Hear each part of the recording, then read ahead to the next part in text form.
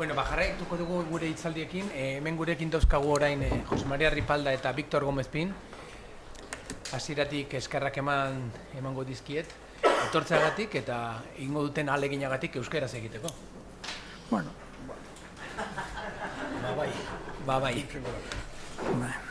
Bueno, lehendabizitze egingo dizue Jose Maria Ripalda, bera da filosofiaren historiako katedraduna, izan dakoa, emeritoa orain, Madridekoa, eta berak hitz egingo du. Bueno, a ver. Hola. Bueno, ez dut errepikatuko, ez da? Bueno, Jose Maria Ripaldak hitz egingo digu aborigenak eta indioak gai horri buruz hitz egingo digu. Nahi dezunean. Bueno, horrega. Ez que bi behar dira. Bai. Nire ekarpen ahalonetan gogoratu nahi nuke noiz ezagutu nuen Jose Azurmendi. Espainiako funtzionarien arteko zozketa batean izendatua geratu izan nintzen 1993an Donostian filosofiako katedradun bat aukeratzeko. Ezagutzen ez nuen hautagai bakarra zen Jose Azurmendi, zer egin omen erraza. Baina hautagai honek aurkezten zituen ekarpen filosofiko oro euskaraz idatzita zeuden. Eta bere epaileen artean, ni barrena, inork ulertzen zuen euskara. Jose Azurmendi berak erderaz mintzatu behar zuen. Epaileen artean, norbaitek ikarri omen zuen ere, zu gogoratzen duzu, agian maltzurki, ekitaldi akademiko gura ez zela arau oinarrizkoen konforme. Euskaraz mintzatzea printzipioz normala izan behar zen Euskal Herriko Unibertsitatean. Baina kasu honetan, horretarako ihardun bide egokirik ez zegoen aurre ikusita. Ulertzeko da, une batean ekitaldia kolokan geratu zen. Baina agian, inork epaileen artean erantzukizun hori bere gain hartu nahi zuen eta saioa segitu zen. Problema batzuekin, txekiekin, ez da? Hala ere, zerbait garrantzizu geratu zen argi. Galegoa eta katalana hizkuntza latinaren mendebaldeko aldaerak dira. Eta erdi aroan dagoeneko castellano baina kultur handiakoagoak. Euskara ordea, aborigen baino esen inoiz izan. Kasu honetan, gainera, indioa zirudien.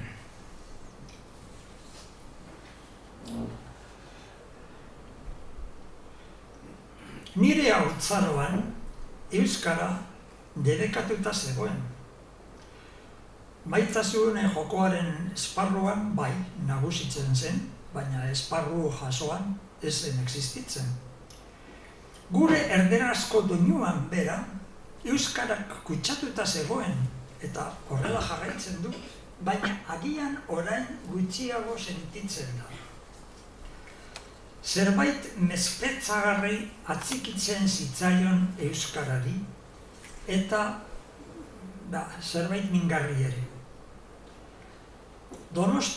Nire Donostiako jesuiten eskolako morroie, txikuak ziren, ez da euskal edo espainol izen batekin izendatuak.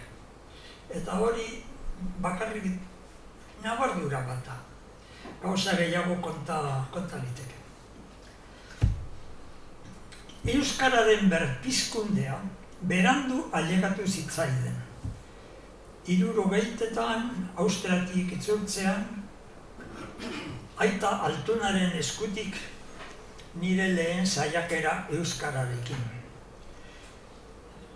78 zen, hori da denbora iraultzarra, bai. Gero berriro atzerrira nire kontuz, orain lehen Austrian jesuitekin egon nintzen, eta 80tik hasi berriro euskara lantzen, azkenean duela 20 urte, intensiboki urte sabatiko baten esker. Bueno, eta orduan, 80tik hasi nintzen liburuak irakurtzen, hunkitu egin ninduen espainolak eta euskaldunak, gizona bere bakardadean eta bar. Eta orduan, somatu nuen euskara ez zela bakarrik sufrimenduaren eta erresistentziaren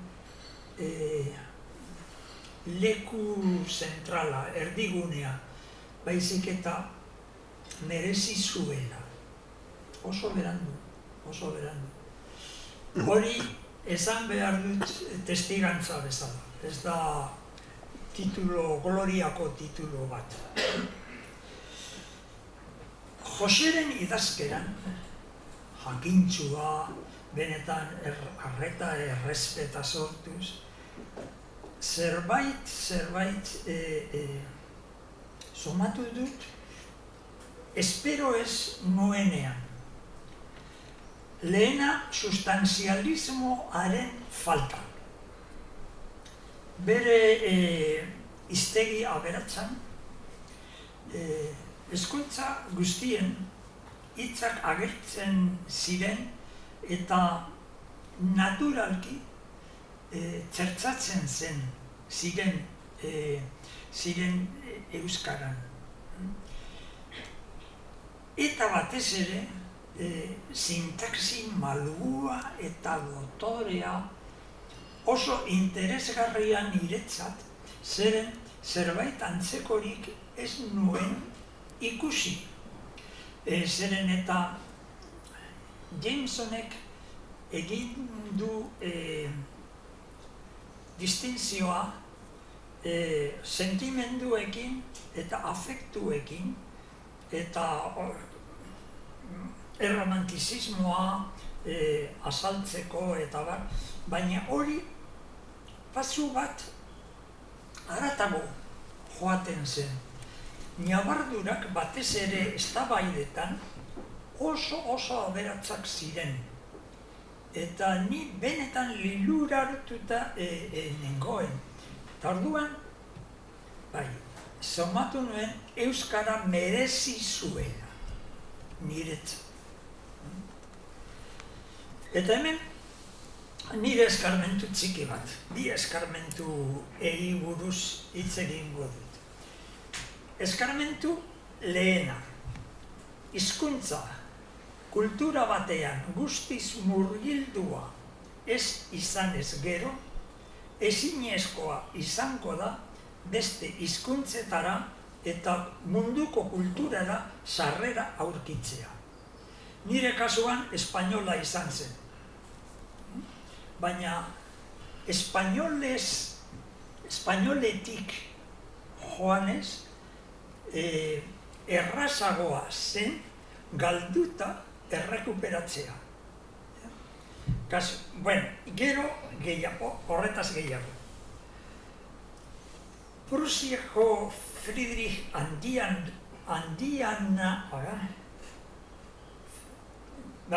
handienarena da nire ustez adibide txar klasikoa kasu honetan. Bere de la literature alemán, 1780 agerian, alemanaren kontrako eraso honekin, aleman jaso eta batua sortzeko posibilitatea bakarrik etorkizunerako irekia utzi zuen.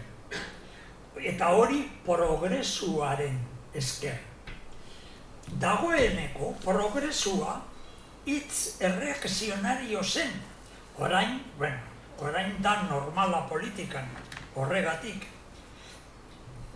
Gaur egun Alemanian dialekti deritzo, geratu behar zen Alemania. Hizkuntza jasea ordea frantsesa. Friedrich Hil eta urte gutxi pasa, etorri zen Goetheren erantzuna Weimarren klasizismoarekin, non hizkuntza alemanak bere nazioarteko onarpen unibertsala lortu zuen. Zerbait antzekorik gertatu da euskararen 20. mendeko 2. zatian.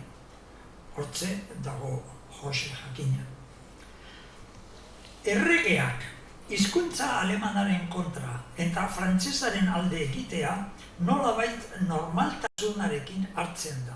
Leinitzen kasu antzekoa aipatuz. Baina, ez da esaten, Frederik Errea zinez disglosikoa zela. Kultura frantsesaren kontsumitzaile hutsa, akastuna eta esklusiboa. Berlin hirian, ia basamortu kultural batek inguratzen zuen kortea. Hugenoteen eta sefardien artean bakarrik, aurki zitekeen kultur tximista garrantzitsu batzuk. Friedrichek literatura alemana oso gutxi ezagutzen zuen, eta menpresatzen zituen obra berriak, batez ere Goethe Gaztearen obrak. Gauza bera gertatzen zitzaion hizkuntza eta literatura ingelesarekin. Eta hemen datorkio Prusiako erregeari beste ahultasun berezi bat. Zeren eta kultur ingelesa berritzailea, subjektibitate protestantea konpartituz, Alemanian eragin sakona eta erabakigarria. Friedrich Handia, ordea, ikuspunto komertzial ingelesaren kontrakoa zen, merkantilista hutsa, despotismo ilustratuaren aldekoa eta subjektibitate protestantetik urrun. Zentzu honetan, bere gorteko kultura etorkizunarantz itxita zegoen, eta mugimendu berriak bere bazterrean hasten ziren. Hori errepikatzen da. Bigarren ohartz. Jose Azurmendik bere artikulu Goethe Literatura Nazional Unibertsala atzeman duen bezala, euskara berezkurratzen ari da oraindik beste erronka baten aurrean dago. Errealitate berriak bereganatzea bizi iraultzeko. Kultura globalizatuak folklore bihurtzen ditu kultura bereziak, batez ere esparru txikiagoak. Eta hizkuntza anitz ditugu bitartean Euskal Herrian, ez hiru bakarrik, dozenaka baizik. Eta hori aukera bat da edo arazoa. Ezin dugu nire ustez euskara defentsiboki berreskuratzen geratu.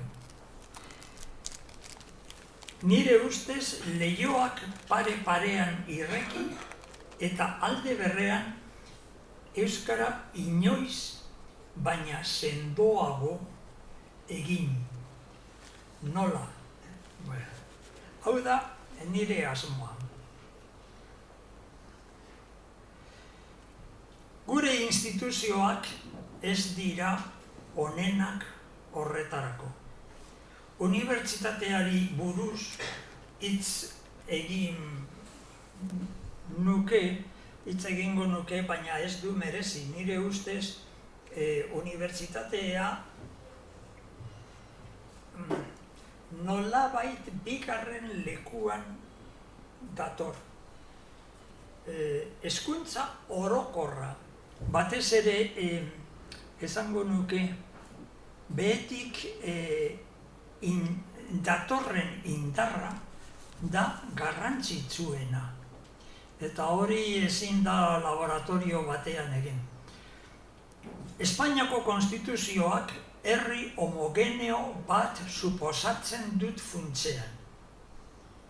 Eta nire ustez, agian, Euskal Herriko agintariek gauza bera pentsatzen dute, beste zeinu batekin.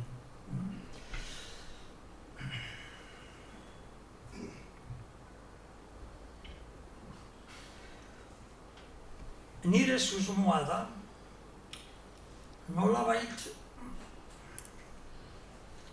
hau batez, suposatzen da, kultura gar txikian geratu behar duela. Eta ni naiz konforme. Ez nago konforme, baina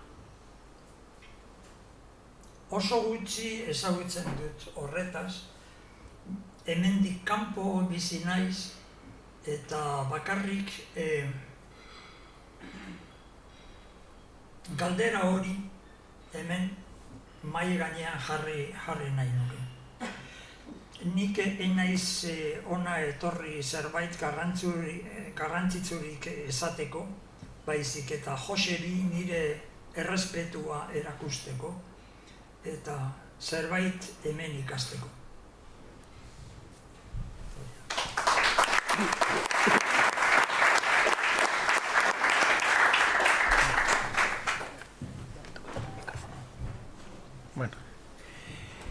Bueno, 5 minututxo badaukagu, zerbait komentatzeko edo galdetzeko. Badago galderaren bat edo iruzkinen bat.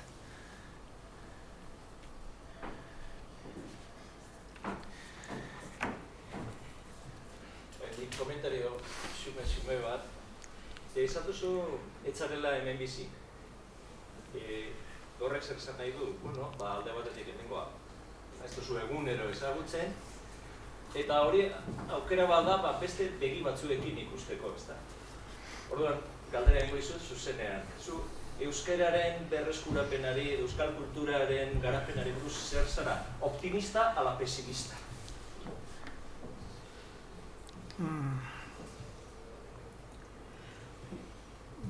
Baikorra naiz, zeren hori nahi du. Nire ustez zerbait egin behar da, adibidez, jende asko atzerrira bidaltzea, bekadunak, bidaltzea. Jende asko kanpotik etortzea. Eta mugimendu kulturan egitea. Eta agian ikusi non gaude leku garrantzitsuenak. Adibidez,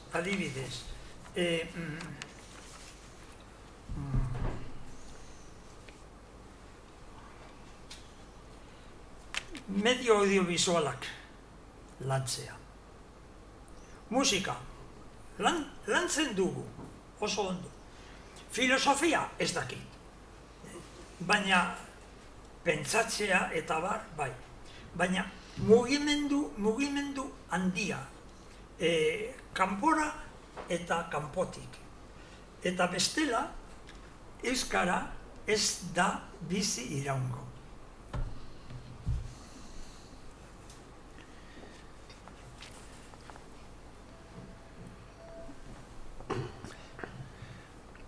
Badago beste galderarik? Bigarren maila jarri duzu unibertsitatea.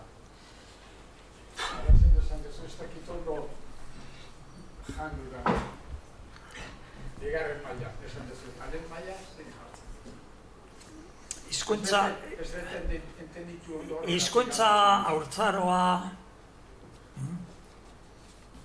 hezkuntza oso garrantzitsua da, baina hezkuntza da gizartea gazteak direnean. Unibertsitatean ia egindakoak dira. Eta sistema unibertsitarioa gurea da eredu erregionalista ez da guretzat. Eta eredu erregionalista dugu. Eta indioak bezala mugitzen gara sistema honetan. Beti Madrilera begiratuz. Hau lehen gauza da. Bigarren gauza, Bolonia eredua dena suntzitzen du. Barregarria da hemengo unibertsitatea Harvardekin konpetitzea. Ez da posible, baina batez ere ez da ona.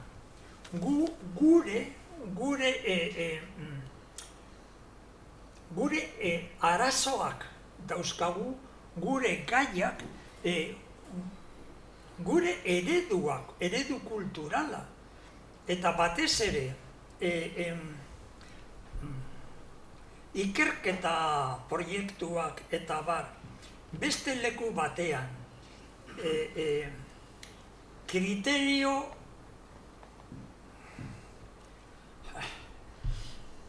ez dakit, kriterio besteekin ni eskarmentua daukat kasu honetan, pertsonala, eta apur bat erreta nago, baina unibertsitatetik ezin da asko espero. Batez ere lehenago kontrolak hain handiak ez direnean, espero dut zerbait. Bueno, barkatu, traketz egiten dut dena, baina zuk erru bat duzu. Galdera hori...